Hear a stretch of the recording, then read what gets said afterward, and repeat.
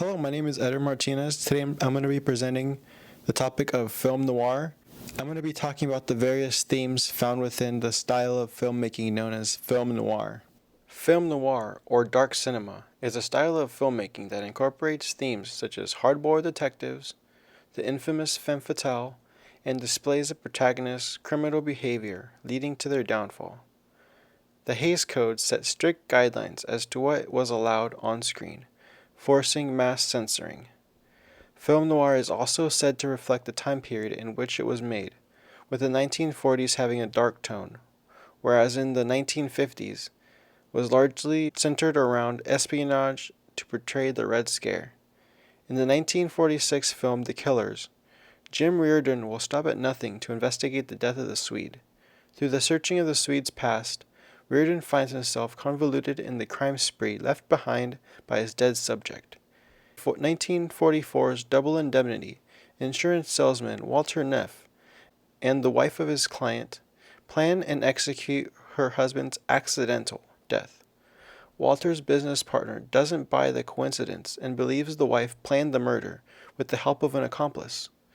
Walter found himself convoluted in his own demise from the moment he met Phyllis, the femme fatale. It was later discovered that Phyllis had been the one to kill her previous husband. Since she had grown tired of Mr. Dietrichson, she knew she had struck it rich when she met Walter. Her plan was to cause Walter to fall in love with her and have him kill Mr. Dietrichson. Together they would collect the insurance money and run away someplace. However, it proves to be much harder to convince Walter's partner of the story. Phyllis never sees the money. In 1945's Mildred Pierce, the femme fatale is the young, money-obsessed Vida Pierce, one who will stop at nothing, even murder, to get what she wants.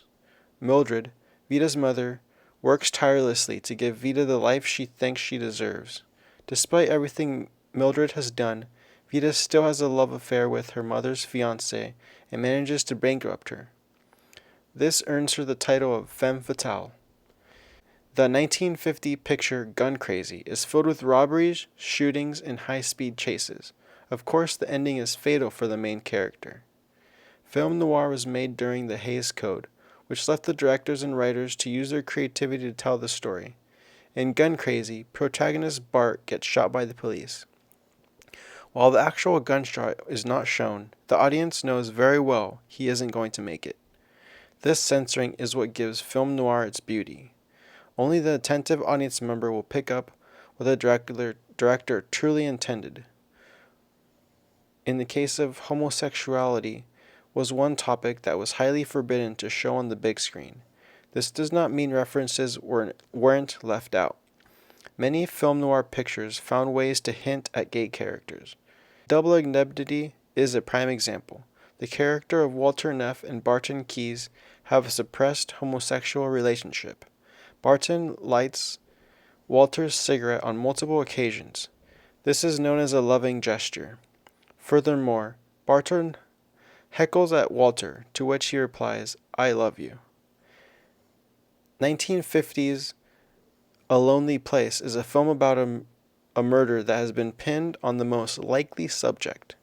Dixon Steele, a temperamental war veteran who lives alone, gets framed for a murder, and if it weren't for his neighbor, would have faced no escape. This film ties into the time period nicely because America was going through the Red Scare, where anyone could be accused of being a communist, just the way Dixon was accused of murder, just because of circumstance.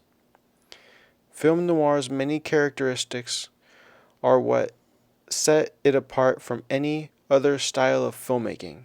Many pictures of this type have a couple, if not all, themes of hard-boiled detectives, the femme fatale, and criminal behavior leading to the downfall of the protagonist.